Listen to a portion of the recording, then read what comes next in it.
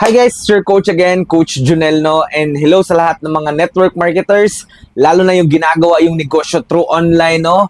Shout out sa inyong lahat dyan, especially to my network marketing empire, no? Digital Tycoons Worldwide. Shout out sa inyong lahat dyan. Mag-comment ka naman sa baba dyan and make it sure, no, na nakasubscribe ka na at nakafollow ka na sa social media accounts ko, sa Facebook, sa YouTube, sa Instagram, TikTok ko. Follow mo ako sa lahat ng social media accounts ko doon kasi doon marami din ako mga motivation. By the way, yung pag-uusapan natin right now, napaka-importanting topic nito kasi nga, yung pag-uusapan natin, it's all about the IPA. What do I mean with IPA? Income producing activities. Ayan. So, kung gusto mong kumita na malaki sa online network marketing business, make it sure na ang focus mo lang ay gawin yung mga tinatawag na IPA or yung another term ko dyan is MMA, hindi yung mixed martial arts ha, hindi yon. Yung MMA stands for Money Making Activities. Alright? So, ibig sabihin, yun yung pag-uusapan natin para at least kung baguhan ka pa sa ginagawa mong network marketing business, alam mo kung ano yung mga bagay na nagdadala ng income, nagdadala ng results. Alright? Nagpapasok ng pera in shorts or in shorts tuloy. So, yun. Ilabas na naman natin yung mahiwagang whiteboard natin. Okay, so again, income producing activities, yan yung pag-uusapan natin. So, for sure, marami kayong matututunan sa topic natin. Kaya nga, again, make it sure na nakafocus ka, walang distraction, di ba, laser focus, di ba? I-treat mo tong coaching na to na parang tayo yung nagwa one-on-one. Okay? So, number one na income producing na magpapasok ng pera sa'yo ay yung tinatawag na prospecting. Sorry sa penmanship ko, prospecting yan. Ibig sabihin, yung prospecting, yan yung deliberate no na paghahanap ng mga clients na magiging interesado sa network marketing business na ginagawa natin. It's either nakafocus ka sa product or sa business opportunity. So sa team ko kasi, more focus kami sa business opportunity.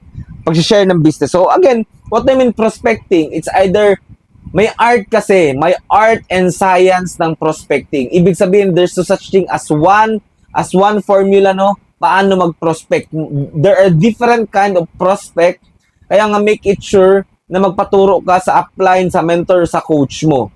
So for example, ano ba yung sa team ko, ano ba yung ginagawa ko pag-prospect? Online na lahat. Online na kami nakafocus ng paghahanap ng prospect na magiging interested sa offer namin na business. Alright? So prospecting. So hindi na kami nagbibigay ng flyers, hindi na kami naglalabas dyan, prospecting na nakafocus. Okay naman yun, mamimigay ka ng flyers, mag-offline ka, yung tinatawag na offline, pero the best sa panahon ngayon, online na talaga. It's either by posting sa Facebook, sa Reels, posting sa TikTok, yan yung ginagawa under my team na Digital Tycoons Worldwide. So, kung wala pa, don't worry, pag-uusapan natin sa ibang topic kung ano ba yung mga specific ways or different kind of ways paano mag-prospect sa online. Pero, again, make it sure na itanong mo din sa mentor mo. Kung wala siyang alam, nako, mag-subscribe ka talaga sa akin kasi ituturo ko kung paano mag-prospecting talaga through online. It's either you will do, dalawa yan eh, pag sa online, it's either organic. Ibig sabihin, pag organic, free yan. Free or ads. Paid naman to.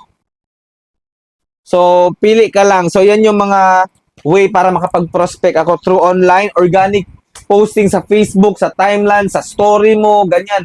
Again, effective tong dalawa na to. 'Di ba? Ito nga lang, effort yung kailangan mo ibigay dito.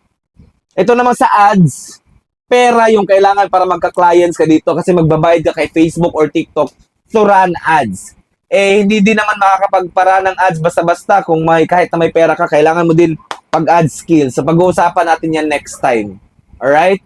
So, pangalawa, na income producing activities or IPA dito sa network marketing business is inviting. Sa akin kasi, setting of appointments. Basta setting of appointments yan, guys. Inviting or setting of appointments. Number 2 na income producing activity sa akin. So, basically, pag beginners ka, alam mo ba kung saan mo dapat galingan? Itong number 1 and number 2 skills. Ito lang. First 3, 6, 9, 1 year mo, ito yung dapat magaling ka. Lalo na pag nasa team kita. I don't know kasi baka mamaya hindi yun pinoprovide ng mga uplines mo. Pero sa team ko kasi yung number 3, 4, 5, and 6, halos pinoprovide ko na to under my empire sa network marketing business ko. Ang sinasabi ko na lang sa team ko, ito lang yung gagalingan mo. Maghanap ng prospect at mag-invite through setting of appointments para makasali sa presentation. Kasi yung number 3 na income producing activity, presentation, webinar. So basically sa team ko, para makapag-present, hindi na yung mano-mano, one-on-one, Zoom call, hindi ko na pinapapresent yung team ko, lalo na pag beginners. Okay lang kung medyo expert na, kung part na ng Millionaires Club. Pero pag hindi pa, pasali muna sa webinar. So, ibig sabihin, paano mag-set appointment by the way? Create scripts. Ako, sa team ko, may scripts na ako na pinoprovide. So, sa teamwork, or ikaw ngayon, mas maganda, meron kang scripts. Paano mo sila iimbitahin para sa presentation. It's either presentation ng upline mo or presentation, kung sa team ko, kasi ako yung nagpe-present sa team ko. Kasi proven na. Kasi ang goal ko, hindi mahirapan yung mga bago under my empire dito sa network marketing business na ginagawa ko. So, webinar. So, pag bago ka, hindi mo na masyado to iisipin. So, ako din, nag-provide na din ako ng scripts for setting of appointment. So, sa setting of appointment, meron na silang script para hindi na sila mahirapan sa pagpapa-attend ng mga clients nila sa webinar. Alright? So, again, masterin mo to, itong dalawa na to, kasi yung 4, medyo given na. Sample, number 4. Pagkatapos number 4, follow up. So, ibig sabihin, if follow right after the webinar, dapat may follow up ka din na templates or scripts. Sa team ko din, pinoprovide ko to. Kung wala ka pa, pwede ka, approach ka sa akin. Diba? Kung ano ba yung pwedeng templates for the follow up. So, it's either, if follow up mo siya 24 to 48 hours right after the webinar, pre-follow up, bago mag-attend sa webinar, may follow up ako na sinisend. During the webinar, may follow up. After the webinar, after 24 hours, may follow up din. 48 hours, a follow up din. Kasi nga, may tinatawag nga na fortune is in the follow up. Fitfu. Fitfu. F-I-T-F-U.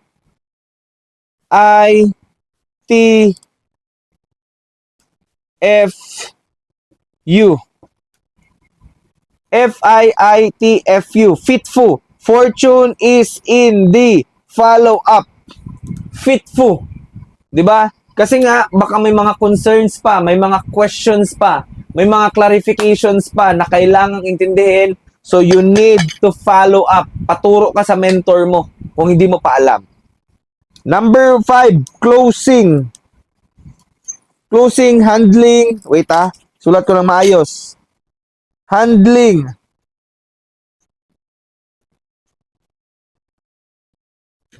Medyo gumagana na yung sulat ko, pero intindihin nyo lang yung point. Closing or handling of objection. Pag may mga question siya, legit ba to? Scam ba to? Kikita ba talaga ako dito? Legit ba yung company? Tawag doon handling objection. Pag na-handle mo na yung objection, mako-close mo yan.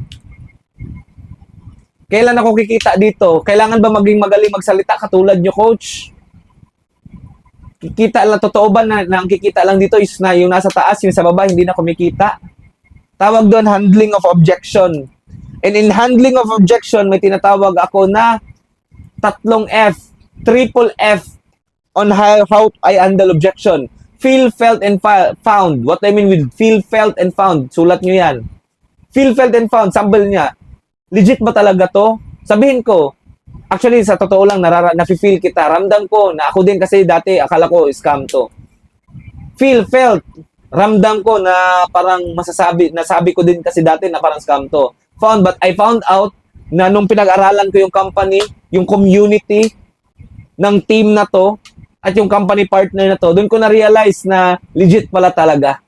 Kaya kung nagtatanong ka kung legit, ako mismo tataya ko yung pangalan ko dito, legit yung ino-offer natin. Feel, felt, and found. Huwag mong sabihin na, ay hindi to. Huwag mo i-approach ganun kaagad. Ramdamin mo muna sila, feel, felt, found, but I found out. Totoo ba nakikita lang yung nasa taas? Actually, ganyan din yung tanong ko, ramdam kita. But nung pinag-aralan ko yung marketing plan, paano kumita, doon ko na-realize na kung ano yung kinikita sa taas, yun din yung pwedeng kitain ng nasa baba. Ganun. Huwag mong i-approach na, hindi, legit talaga to. Huwag mo atakihin kaagad yung concern niya. Ako sa totoo lang, pag may tanong, mas nasisiyahan ako, mas natutuwa ako kaysa sa mga walang tanong. Di ba? So, for me, okay sa akin na matanong yung clients or prospect kaysa naman hindi. Alright, so, then right after that, last skill, no? Duplication. Guys, duplication to. Last skill na importante. Duplication, dapat hindi lang ikaw yung magaling sa team mo. Dapat na-duplicate mo din paano mag-prospect, paano mag-invite, paano mag-present, paano mag-follow up, paano mag-closing.